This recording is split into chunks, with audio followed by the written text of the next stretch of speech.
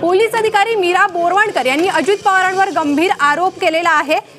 तर अजित पवारांनीच पोलिसांच्या 3 एकर जमिनीचा लिलाव केला होता असा आरोप त्यांच्याकडून करण्यात आलाय। 2010ला येरवड्यातील पोलीस खात्याच्या जमिनीचा लिलाव करण्यात आला। जमीन पोलिसांच्या घरासाठी हवी म्हणून विरोध केला होता असं बोरवणकरांनी म्हटलंय। तर मॅडम कमिशनर पुस्तकात मीरा बोरवणकर यांनी हा आरोप केला। 2010ला अजित पवार पुण्याचे पालकमंत्री होते, तर अजित पवारांनी मात्र बोरवणकरांचे आरोप फेटाळून लावले।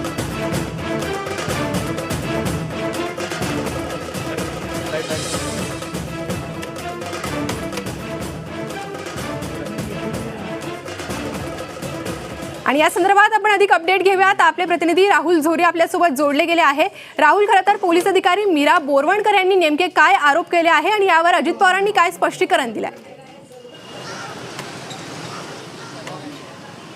अगदी माजी IPS मीरा बोरवणकर, ज्या की एक वरिष्ठ पोलीस अधिकारी होते आणि ज्यांचा कार्यकाळ हा अनेकदा बहुचर्चित राहिला होता, त्यांच्याकडून मात्र पुण्यातल्या एका जागेसंदर्भात वादग्रस्त असं लिखाण जे आहे ते अजित पवारांच्या विरोधात समोर आलेलं आहे।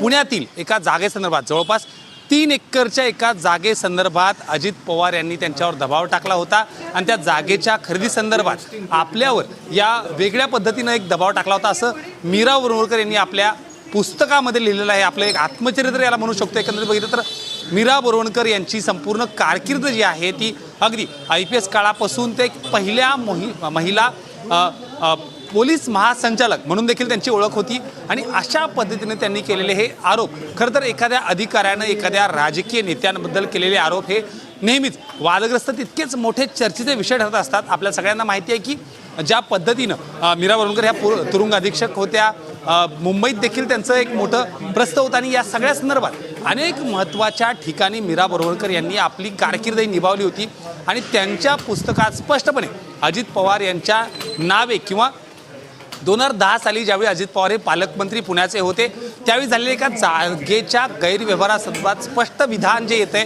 ते नक्कीच येत्या काळात सर्वात महत्त्वाचं म्हणजे महायुतीमध्ये आता फक्त शिंदे फडणवीस नाही तर अजित पवार हे देखील एक महत्त्वाचे घटक आहेत।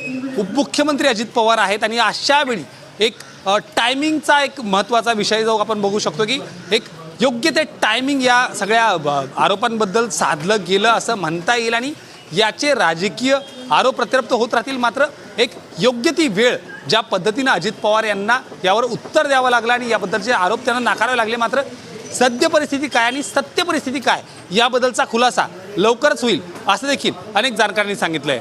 स्टुडिओ अगदी राहुल, खरं तर अजित पवार गटाकडून किंवा सत्ताधाऱ्यांकडून यावर काही प्रतिक्रिया आली का? कारण याबद्दल संजय राऊतांनी देखील विचारणा खरं तर केली आहे। आत्ताची सध्याची परिस्थिती बघितली तर ज्या पद्धतीनं एका माजी IPS अधिकाऱ्यानं अशा पद्धतीनं आरोप केल्यानंतर याचं राजकारण होणं स्वाभाविक होतं। मात्र आत्तापर्यंत ना की अजित पवार गटाकडून ना की महायुती गटाकडून याचं खुलासादायक किंवा समाधानकारक असं उत्तर आलेलं नाही।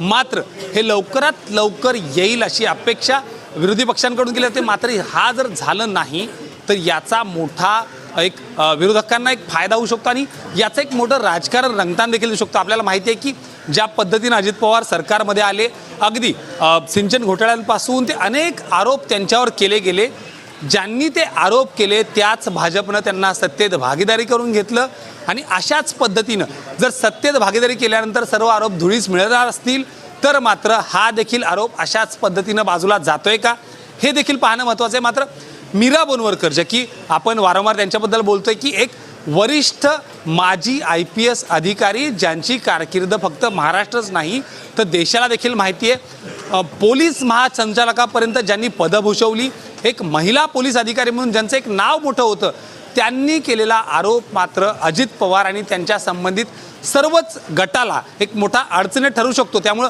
यावर स्पष्टीकरण होण्याऐवजी ते समाधानकारक स्पष्टीकरण होतंय का हे पाहणं नक्कीच महत्त्वाचं आहे। राहुल, खरं तर सत्ताधारी आघाडीतील हा राजकीय कुरघोडीही म्हणता येईल का? कारण दादा भुसेंचं प्रकरण काही दिवसांआधी समोर आलं होतं, ललित पाटील यांच्याशी जसं त्यांचं नाव जोडलं गेलं अशी चर्चा होती, त्यामुळे ही पुन्हा एक राजकीय कुरघोडी असं म्हणता येईल।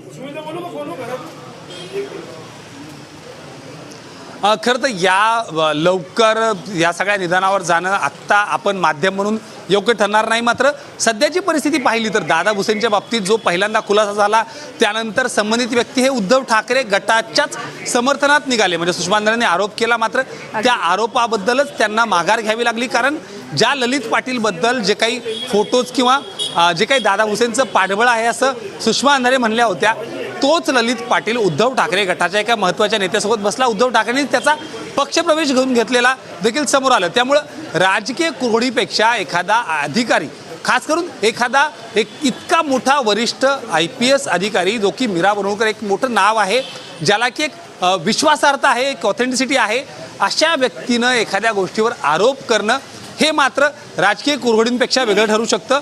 कारण ज्या वेळी एखादा अधिकारी किंवा इतक्या वरिष्ठ लेवलचा अधिकारी एखादा आरोप करतो किंवा एखाद्या व्यक्तीचं नाव घेतो ना, त्यावेळी मात्र सबळ पुरावे किंवा तत्सम जुळणाऱ्या गोष्टी या संबंधित अधिकाऱ्याकडे आहेत असं आपण गायला जातो.